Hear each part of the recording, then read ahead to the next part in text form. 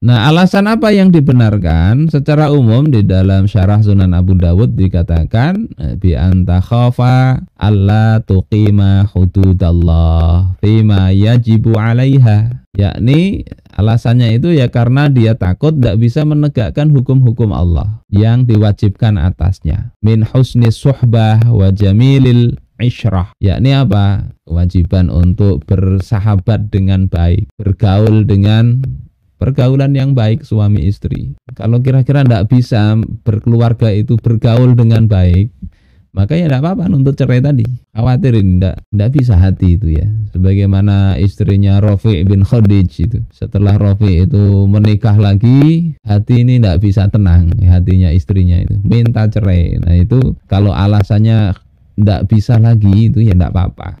Tidak bisa bergaul dengan baik. Tapi itu sekali lagi diupayakan dulu, diupayakan. Nah, beberapa rinciannya, pertama yang bisa menjadikan wanita ini menuntut cerai itu adalah kalau suaminya zalim, suami zalim. Di dalam kitab Al-Insaf itu dikatakan idza taraka zauju haqqallahi. Kalau seorang suami itu meninggalkan haknya Allah Ta'ala, tidak sholat, ya, tidak puasa, banyak melakukan kemaksiatan, itu salah satu alasan istri boleh minta cerai. Fal mar'atu fi dzalika kazzauj, maka wanita dalam hal yang seperti ini kedudukannya seperti suami. Fatatakhallasu minhu bil khul'i wa nahwi. Maka dia bisa melepaskan diri dari suami seperti ini dengan cara khulu, ya, menuntut cerai tadi, minta cerai dengan tebusan atau yang semisalnya, bolehlah itu.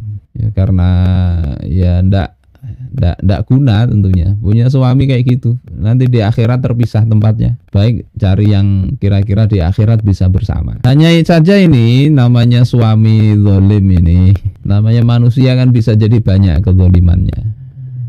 Usahakan nasihati dulu, ajak bertobat dulu, apalagi kalau masih sayang, jangan langsung minta cerai begini. Ini banyak kasus seperti ini ya. Ada tingkat kezaliman yang sangat zalim, memang lebih baik ya memang berpisah aja, berpisah. Kalau memang tidak bisa diperbaiki gitu. Kemudian yang kedua, kalau suami ini puncak zalim itu yang murtad dia. Murtad. Ittifaq para fuqaha ya.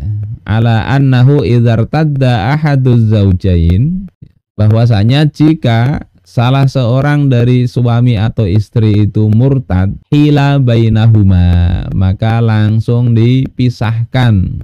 Ndak nunggu-nunggu iddah kumpul, ndak, langsung dipisah. Kalau salah satunya murtad, fala yaqrabuha bi khalwatin, maka ndak boleh dia mendekati istrinya dengan khalwat, berduaan aja ndak boleh. Wala jima', ya, apalagi jima' ya ndak boleh juga. Wala nahwihima, tidak juga yang lain. Jadi kalau murtad itu dipisah langsung. Cuma para ulama beda pendapat, dipisah langsung ini langsung jatuh talak kah atau tidak.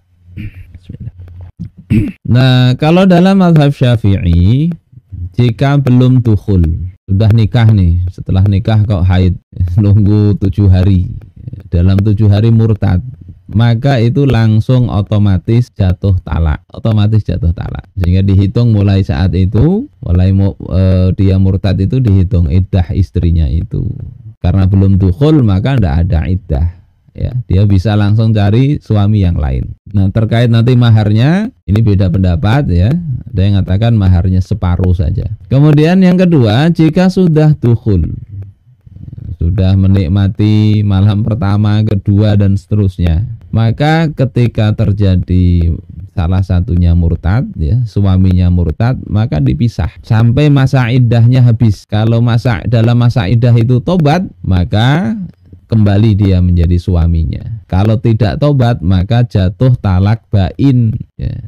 Dan ini hukumnya fasah secara syar'i, tidak perlu ke pengadilan, ini sudah pisah itu secara hukum syariat, bukan terkategori talak, sehingga tidak terhitung banyak jumlah talak itu tidak.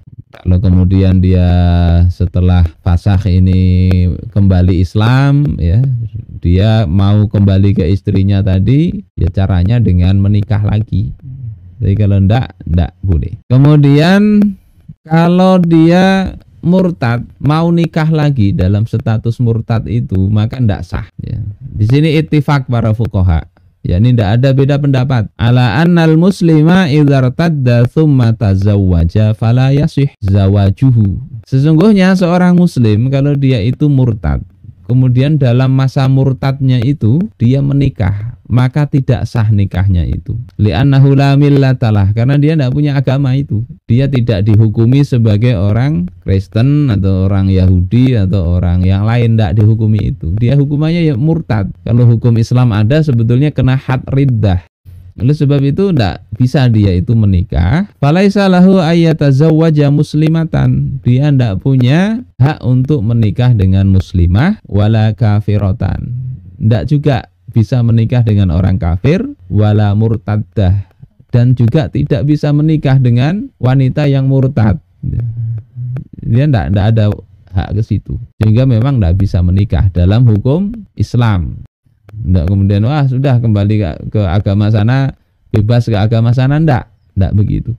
Hukumannya ya ada had riddah itu, minta tobat atau hukuman mati di dalam Islam. Man baddala dinahu faqtuluh, kata Rasulullah dalam hadis riwayat Imam Al-Bukhari. Jadi ini berat ini. Dan sekarang apalagi kalau kita baca kitab Sulamut Taufiq, kadang orang murtad itu tidak merasa. Dari ucapan, dari ini ucapan-ucapan yang bikin murtad.